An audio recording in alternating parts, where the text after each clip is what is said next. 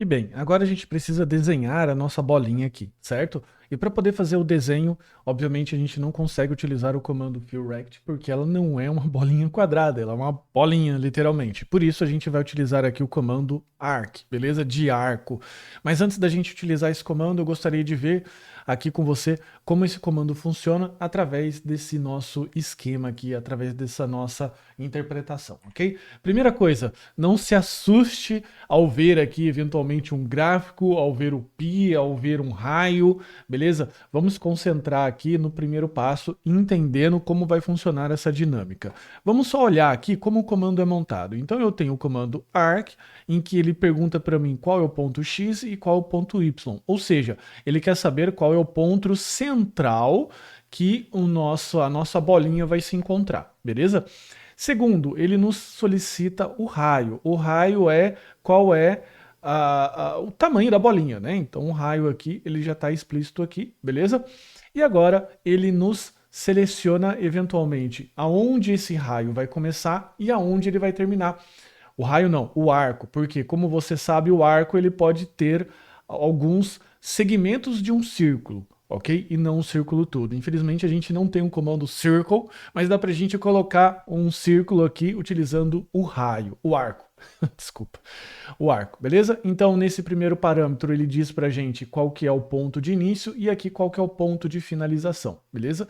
E aqui se eu vou andar no sentido anti-horário, então eu quero andar no sentido horário.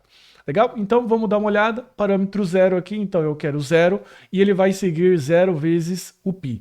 Por que o zero vezes o π? Porque é assim que a matemática aqui funciona nesse caso.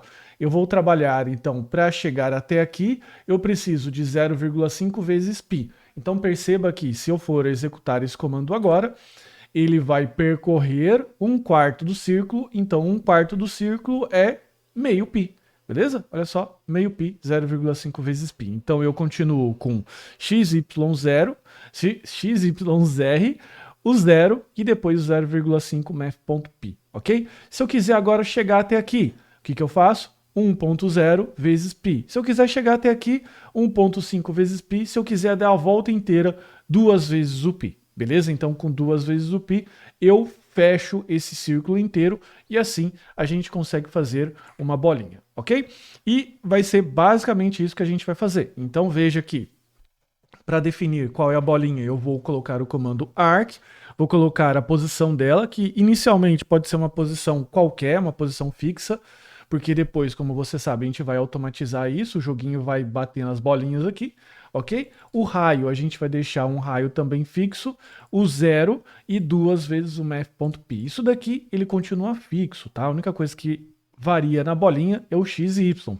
Eu mostrei toda essa animação aqui logo acima, só para você entender como o comando arc funciona, porque assim como eu, você provavelmente não é um especialista em matemática, tá? Então eu vou colocar aqui, ó, desenhar a bolinha e a gente vai colocar aqui os comandos, tá? A primeira coisa que a gente precisa para desenhar a bolinha é fazer o quê? É colocar aqui o comando o comando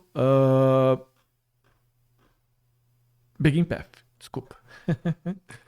Canvas ctx.beginPath. O comando arc, ele não tem um fill arc, por isso a gente precisa colocar canvas ctx tx.beginPath e o fill, ok? Nesse intervalo a gente desenha o arco. Então a gente vai colocar aqui, ó, canvas ctx.arc. E aqui continua com o mesmo processo que eu falei para você. Eu vou colocar aqui eventualmente como 200 e vou colocar aqui 300, que é o XY. Agora, o nosso raio, ele basicamente vai ter 20, ok? De raio. Aqui eu vou ter o início como o zero do meu arco e o final 2 vezes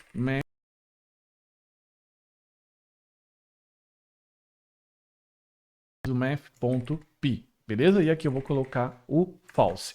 Não é necessário que a gente preencha aqui com o fill style, porque o fill style já está dizendo que tudo que vier logo na sequência significa que vai ser preenchido com branco, perfeito? Então, basta a gente dar uma olhada agora no nosso campo. Então você vai ver a nossa bolinha aqui. Ah, como é que eu faço para movimentar a bolinha? Você pode brincar aqui, ó. Vou colocar, por exemplo, 500. Você vai ver que a bolinha se movimentou, ok? Então com isso a gente tem aqui todo um cenário previamente desenhado que agora a gente pode começar a colocar logo nas próximas aulas as nossas automações aqui e as raquetes e a bolinha se movimentando.